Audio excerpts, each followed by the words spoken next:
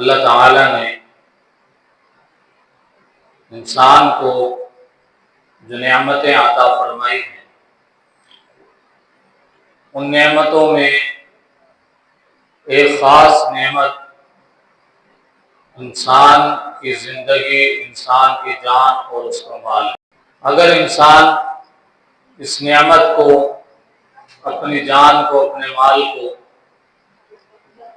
اللہ کے حکم کے مطابق خرچ کر دے تو وہ کامیاب انسان ہے۔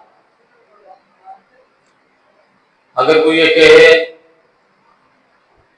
کہ میں وہ کروں گا جو میرا دل چاہے گا، تو یہ کوئی بری بات نہیں ہے۔ صرف اتنا سا خیال رکھ لینا چاہیے کہ میری مرضی قرآن و سنت کے خلاف نہ ہو۔ بعض حضرات پڑھے لکھے یہ کہہ دیتے ہیں کہ میرا جسم میری مرضی، میرا لباس میری مرضی۔ یہ بہت اچھا، اللہ رب العالمین نے کوئی پابندی نہیں لگائی۔ اپنے جسم کو اپنی مرضی سے استعمال کرنا، اپنی مرضی کا لباس پہننا، اللہ نے خواہشات کو پورا کرنے سے منع تھوڑا کیا۔ صرف اتنا خیال رکھ لیا جائے کہ میری مرضی، میرا جسم، میرا لباس یہ اللہ کے حکم کے خلاف نہ ہو۔ اگر اللہ کے حکم کے خلاف ہوگا تو پھر یہ گناہ ہے۔ اگر اللہ کے حکم کے مطابق ہو، میرا دل چاہے جو لباس پہنوں، جو دل چاہے کھانا کھاؤں، جو دل چاہے پیوں، جو دل چاہے، جیسے دل چاہے اپنا جسم استعمال کروں، لیکن اللہ کے حکم کے مطابق، دین کے مطابق اپنی خواہشات کو پورا کرنا، صرف نبی کریم صلی اللہ علیہ وسلم کے اس فرمان کے مطابق لا یؤمن احدکم حتی یکون هواه تبعا لما جئت به، کہ تم اس وقت تک کامل ایمان والے نہیں بن سکتے جب تک کہ تمہاری خواہشات اس دین کے تابع نہ ہو جائیں جو میں لے کر آیا ہوں۔ اور ہمارا تو سب کچھ اللہ کے لیے ہے۔ یہ بات عقیدتاً ہمیں اللہ نے قرآن کریم میں سکھائی ہے۔ قل ان صلاتی و نسکی و محیای و مماتی للہ رب العالمین، آپ کہہ دیجئے، فرما دیجئے، ان صلاتی، بے شک میری نمازیں، و نسکی میری قربانیاں، و محیای میری زندگی، و مماتی میری موت، للہ رب العالمین، یہ اس رب کے لیے ہے جو تمام جہانوں کو پالنے والا ہے۔ بس یہ انسان اپنا عقیدہ اس کے مطابق بنا لے تو پھر وہ اللہ کا محبوب بن جائے گا۔ اگر اس کا عقیدہ اس کے مطابق نہیں ہے، یعنی نمازیں کسی اور کے لیے، دکھلاوے کے لیے، قربانیاں دکھلاوے کے لیے، اور زندگی دکھلاوے کے لیے، حتیٰ کہ مرنا بھی اگر دکھلاوے کے لیے ہے تو اللہ کو وہ بھی قبول نہیں۔ وہ بڑی مشہور حدیث مبارکہ ہے جو فضائل اعمال میں بھی موجود ہے، حدیث کی کتابوں میں بھی موجود ہے، کہ ایک شہید کو جب اللہ کے دربار میں پیش کیا جائے گا، اللہ پوچھے کہ تو نے کیا کیا، تو وہ کہے گا یا اللہ میں نے اپنی جان تیرے راستے میں قربان کی۔ تو اللہ فرمائیں گے نہیں، تو نے اس لیے اپنی جان قربان کی کہ تجھے بہادر کہا جائے، لوگ تجھے بہادر کہیں۔ تو لوگوں نے تجھے بہادر کہہ دیا، جن کے لیے تو نے جان دی تھی وہ مقصد پورا ہو چکا، اب میرے پاس کوئی بدلہ نہیں۔ تو ہمارا عقیدہ اور ایمان اس آیت کے مطابق ہو کہ ہماری نمازیں، ہماری قربانیاں، ہمارا جینا، ہمارا مرنا للہ رب العالمین، اللہ رب العالمین کے لیے۔ اور اس عقیدے پر مکمل عمل کر کے اگر کسی نے دنیا میں دکھایا تو وہ انبیاء کرام کی ذات۔ چنانچہ سیدنا ابراہیم علیہ السلام جو آیت کریمہ میں نے تلاوت کی، فلما بلغ معہ السعی، کہ اسماعیل علیہ السلام جب کوشش کی عمر کو پہنچے۔ روایات میں یہ بات موجود ہے کہ جب سیدنا ابراہیم علیہ السلام کے ہاں ایک بچہ پیدا ہوا تو ابراہیم کی عمر کتنے سال تھی؟ 86 برس۔ تقریباً 86 برس کی عمر میں ایک بچہ پیدا ہوا، اور جب یہ کوشش کی عمر کو پہنچا، نوعمری کی عمر کو پہنچا، تو یہ عمر بنتی ہے تقریباً 15-16 سال۔ تو گویا جب اللہ نے یہ حکم دیا ابراہیم علیہ السلام کو تو سیدنا ابراہیم علیہ السلام کی عمر کتنی ہوگی؟ 100 برس یا اس سے زیادہ۔ اور حکم کیا دیا کہ میں دیکھ رہا ہوں اپنے بچے کو ذبح کرتے ہوئے، قربان کرتے ہوئے، اور وہ بچہ بھی پیغمبر بننے والا تھا، نبی بننے والا تھا، اس کا جواب بھی سننے والا ہے۔ اس نے کہا قال یا ابتی فعل، ابا جان جو آپ کو حکم دیا گیا اس کو پورا کیجیے۔ ستجدنی انشاءاللہ من الصابرین، انشاءاللہ آپ مجھے صبر کرنے والوں میں سے پائیں۔ ونادیناہ ان یا ابراہیم، ہم نے ابراہیم کو پکارا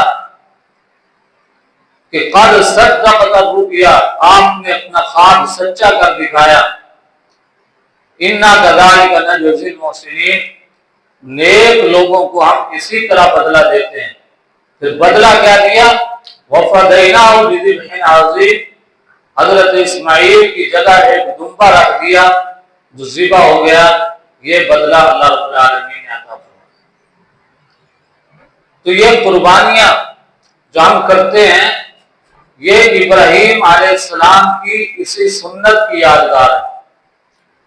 صحابہ کرام نے پوچھا تھا رسول اللہ صلی اللہ علیہ وسلم سے، ما هذه الاضاحی، یہ قربانیاں کیا ہیں؟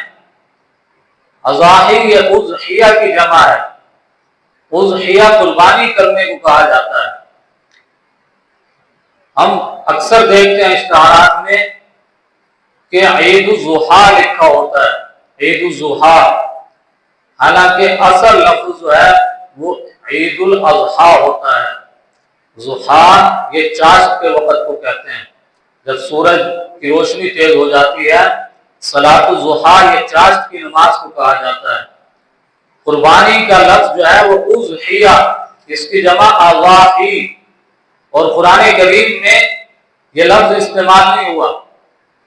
قربانی کے لیے 3 لفظ قرآن کریم میں استعمال ہوئے، ایک ہے نسک، منسکن، وَلِكُلِّ أُمَّةٍ جَعَلْنَا مَنسَكًا لِيَذْكُرُوا اسْمَ اللَّهِ عَلَىٰ مَا رَزَقَهُم مِّن بَهِيمَةِ الْأَنْعَامِ، ہر امت پر اللہ نے قربانی کا فریضہ مقرر کیا کہ وہ چوپایوں پر اللہ کا نام لے کر ان کو قربان کرے۔ اس سے مسئلہ بھی سمجھ میں آ گیا کہ قربانی کے جانور وہ چوپائے ہو سکتے ہیں، اس کے علاوہ نہیں ہو سکتے۔ اونٹ، گائے، بکری، دمبا، بھیڑ، اور اسی طرح بھینس اور کٹا بھی انہی کے اندر شامل، اس کی قربانی بھی جائز۔ وہ گائے کی قسم میں، اس کی جنس میں شامل ہے۔ ماہرین حیوانیات، فقہائے امت اور صحابہ کرام، تابعین، تبع تابعین سب اس بات پر متفق ہیں کہ گائے اور کٹا، بھینس یہ گائے کی قسم میں شامل ہے۔ جس طرح بھینس کا دودھ پینا جائز اور حلال ہے، اس کا گوشت کھانا جائز اور حلال ہے، اسی طرح اس کی قربانی کرنا بھی بلا قرار جائز اور حلال۔ ان دنوں میں یہ بھی بہت غلط فہمی لوگوں کے اندر پھیلائی جاتی ہے کہ کٹے کی قربانی نہیں ہوتی، بھینس کی قربانی نہیں ہوتی۔ قرآن کریم نے بہیمۃ الانعام، جو چوپائے جانور ہیں، ان کی قربانی کو اللہ نے جائز قرار دیا، اور بھینس اور کٹا یہ چوپاؤں کے اندر شامل ہے، یہ پالتو جانوروں کے اندر شامل ہے جن کو گھروں کے اندر پالا جاتا ہے۔ صرف اس کا رنگ مختلف ہے، ورنہ یہ گائے کی قسم ہے۔ جیسے دمبا ہم ذبح کرتے ہیں، جبکہ قرآن کریم میں جو قربانی کے جانور ذکر کیے گئے اس میں دمبے کا ذکر نہیں ہے، بھیڑ کا ذکر ہے۔ تو دمبے کی قربانی کو ہر کوئی جائز سمجھتا ہے، اس لیے کہ دمبا جو ہے وہ بھیڑ کی قسم کے اندر شامل ہے۔ اسی طرح کٹا اور بھینس یہ گائے کے اندر شامل ہے، گائے کی جنس میں شامل ہے۔ بلا کراہت گائے، کٹے اور بھینس کی قربانی یہ درست ہے۔ نعرض یہ کر رہا ہوں، ایک لفظ استعمال ہوا قرآن کریم میں قربانی کے لیے نسک، اور دوسرا لفظ جو استعمال ہوا ہے وہ ہے انحر۔ نحر کا جو خاص معنی ہے وہ اونٹ کو ایک خاص طریقے پر ذبح کرنے کو، حلال کرنے کو نحر کہا جاتا ہے۔ اونٹ کو کھڑا کر کے اس کی گردن کے نیچے، منہ کے نیچے اور سینے سے کے ساتھ ذرا اوپر ایک برچہ اس کے اندر مارا جاتا ہے جس سے خون کا فوارہ چھوٹتا ہے، اس عمل کو نحر کہا جاتا ہے۔ اور پھر اسی نحر کو دوسری قربانیوں کے لیے بھی استعمال کیا جاتا ہے۔ تو قرآن کریم میں یہ لفظ بھی موجود ہے، فَصَلِّ لِرَبِّكَ وَانْحَرْ، اپنے رب کے لیے نماز پڑھیے اور قربانی کریں۔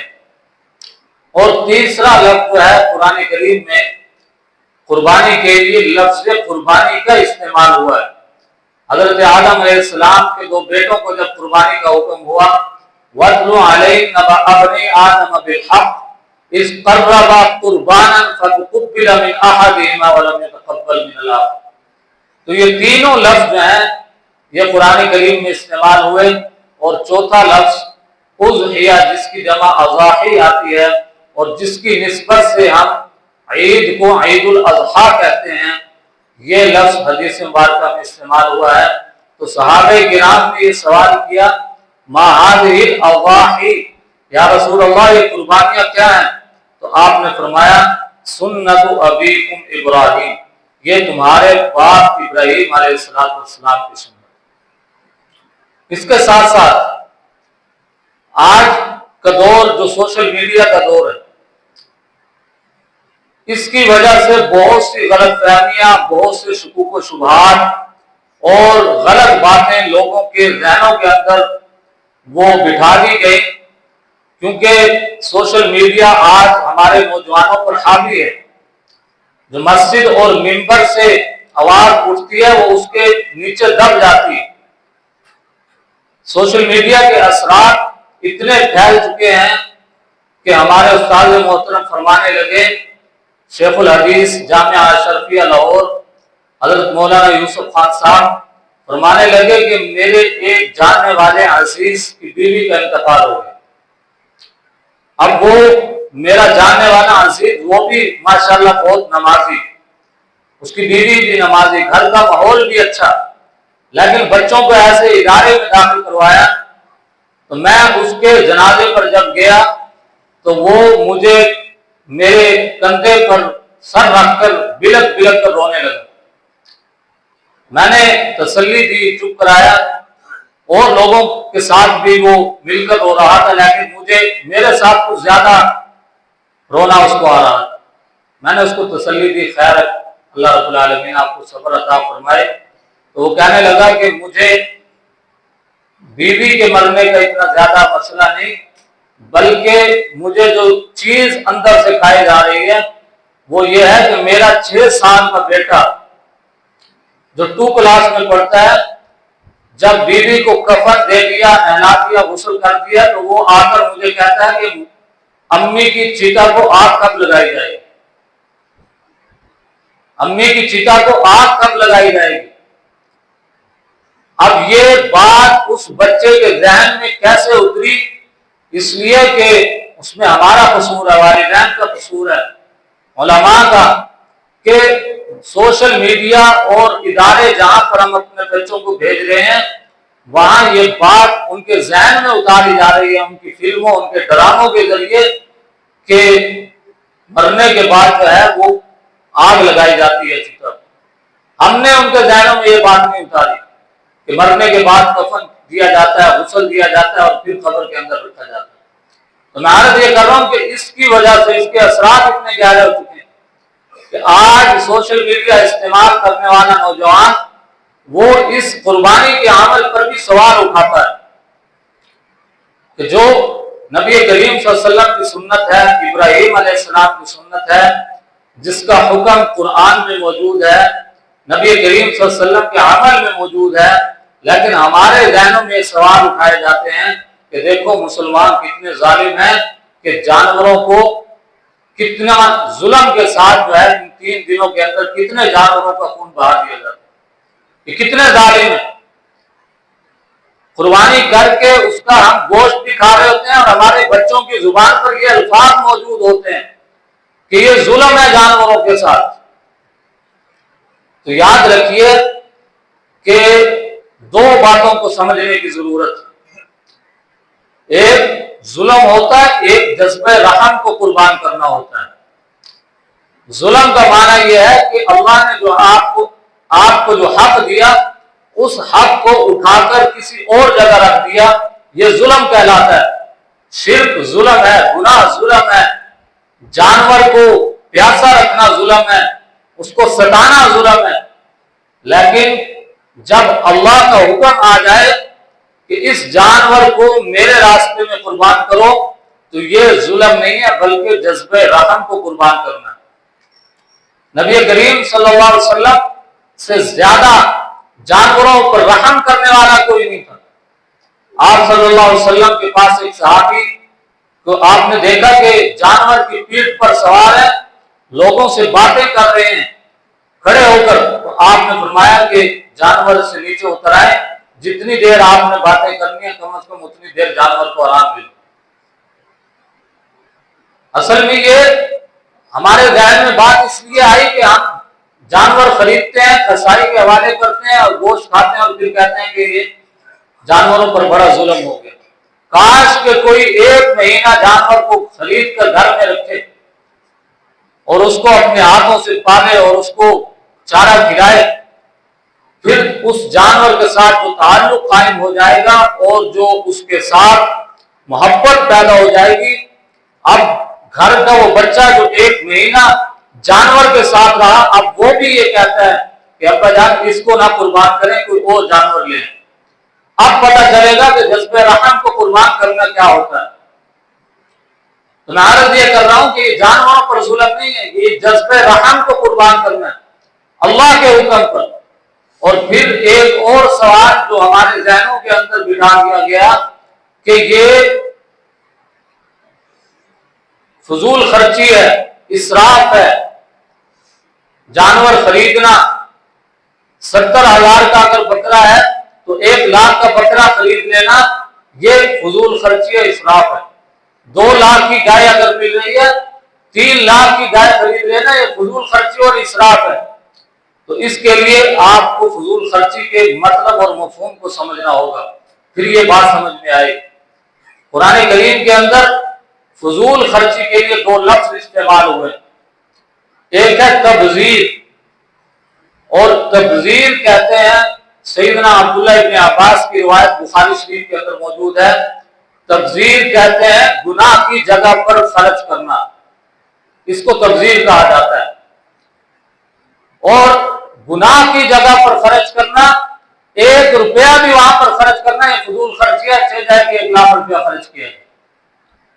وَلَا تُبَذِّرْ تَبْذِيرًا إِنَّ الْمُبَذِّرِينَ كَانُوا إِخْوَانَ الشَّيَاطِينِ۔ قرآن کریم نے کہا کہ تبذیر کرنے والے، فضول خرچی کرنے والے یہ شیطان کے بھائی ہیں۔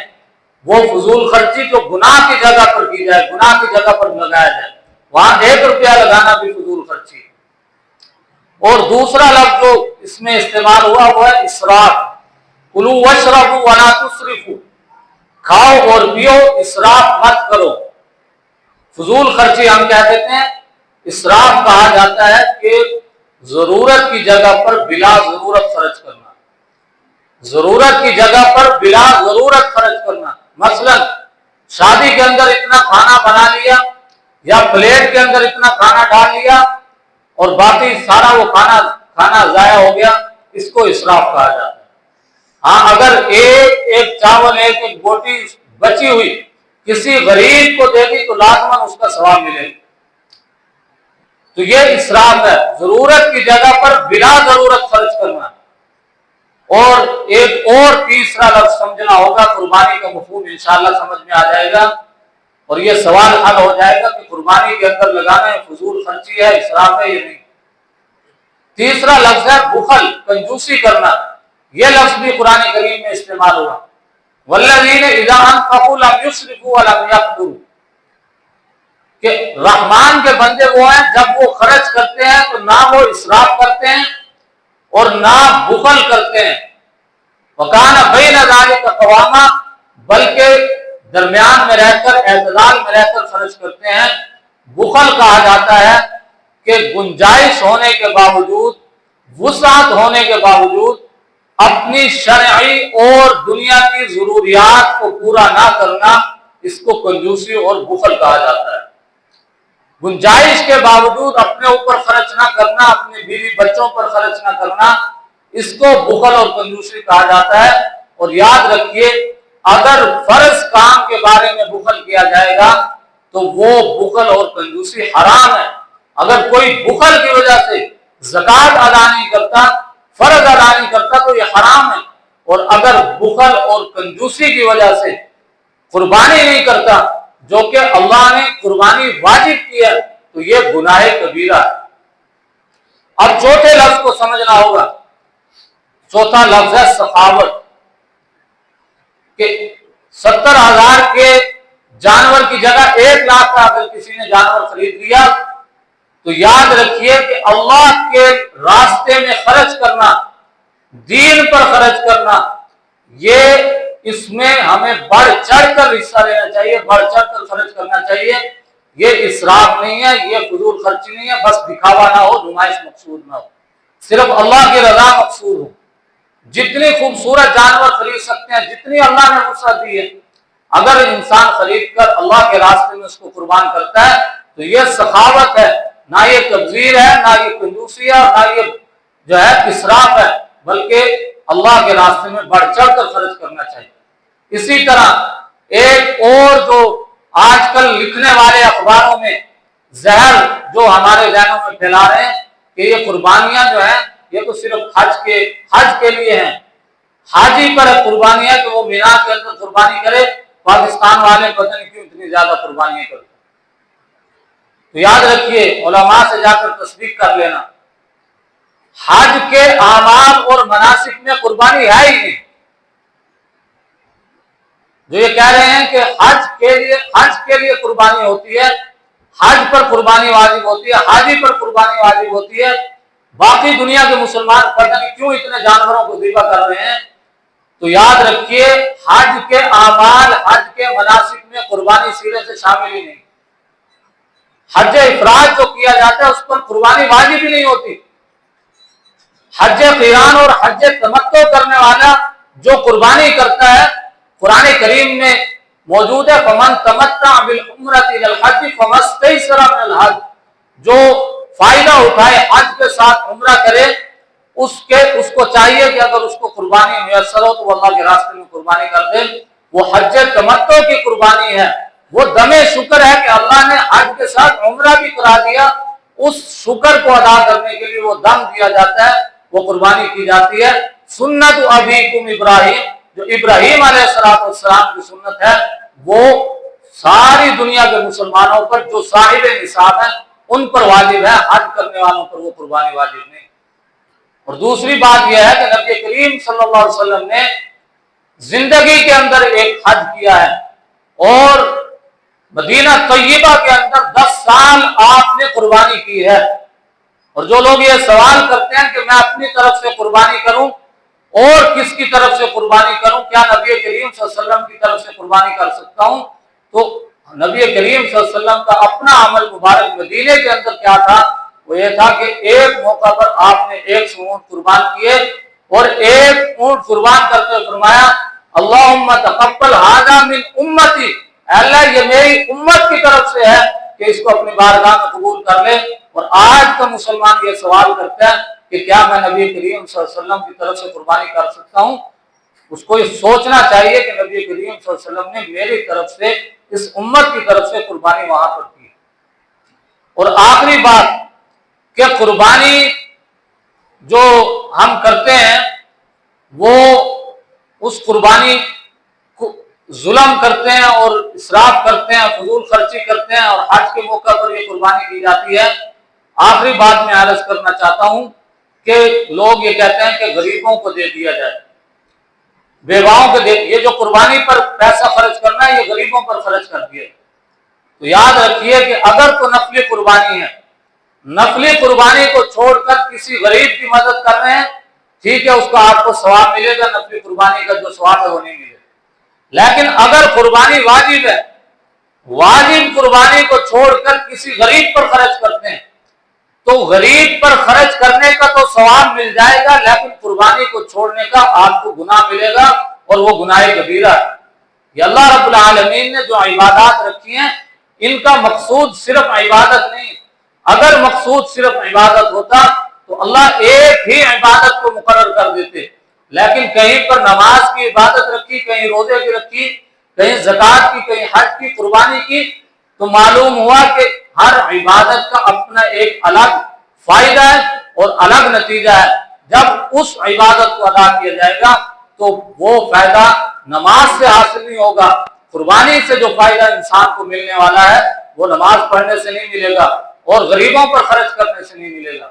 دعائیں کہ اللہ رب العالمین سمجھنے عمل کرنے کی توفیق عطا فرمائے۔ وآخر دعوانا الحمدللہ۔